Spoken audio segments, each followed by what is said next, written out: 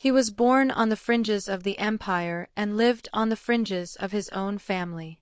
Seen not as a prince, but a monstrosity, a living testament to imperfection in a family that demanded godlike flawlessness. Excluded from public life, Claudius retreated into the world of books.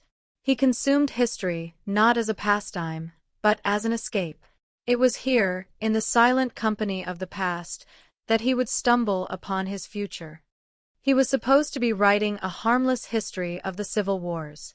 But curiosity led him to a place no one had looked in decades. A place where the official stories ended, and a dangerous truth began. It wasn't just a history. It was a weapon. A first-hand account that could unravel the very fabric of the Julio-Claudian dynasty. And in that moment, the boy they called a fool became the most dangerous man in Rome.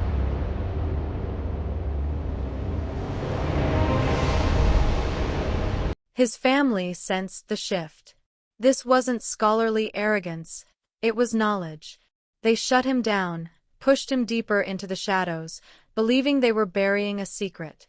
In reality, they were forging a survivor. His infirmity became his shield.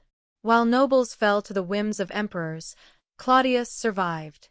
They saw a cripple, a jester, an afterthought. They never saw the man guarding a fire that could burn them all. Caligula's cruelty was legendary, but for Claudius, it was a test of his resolve. How well could he play the fool?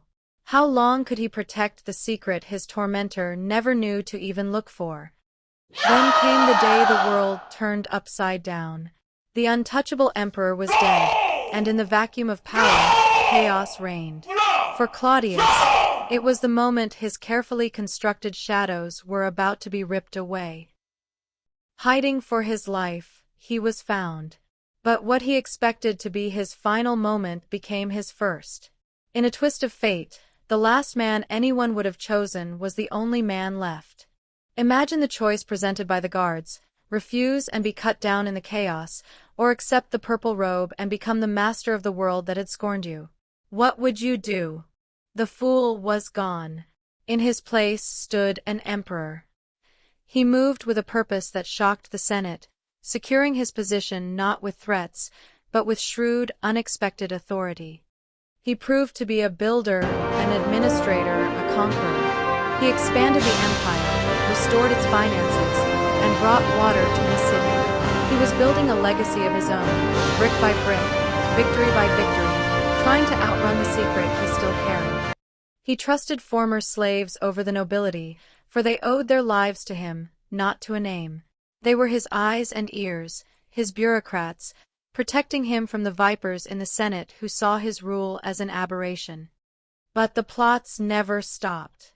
The old families could not accept an emperor they had once mocked. Each conspiracy he crushed only seemed to breed another, forcing Claudius to become more ruthless to survive.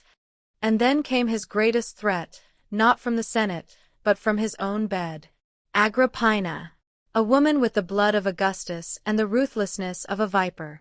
She wanted the throne for her son, Nero. Agrippina was clever. She sensed there was more to Claudius than his public face, a hidden power, a secret, and she was determined to find it. But she made one fatal error.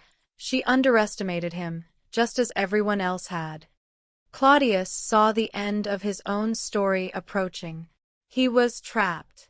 He could not reveal his secret to protect his son without destroying the empire, yet without it, his son was doomed. So he made his final move. Not a move for power or for vengeance, but for history. He would not let the truth die with him. He entrusted his secret not to a person, but to stone and time. He knew the poison was coming. Perhaps he even welcomed it. He had played his part, built his legacy, and secured the one thing that truly mattered. His murder was not just an assassination. It was Agrippina's final, desperate act to seize a power she could never truly understand. They buried the emperor and deified him, turning the man into a myth. Agrippina got her son the throne. But Claudius, the fool, the scholar, the survivor, got the last word. He had ensured that the truth, his truth, would outlive them all, a final, silent act of defiance from the shadows of history.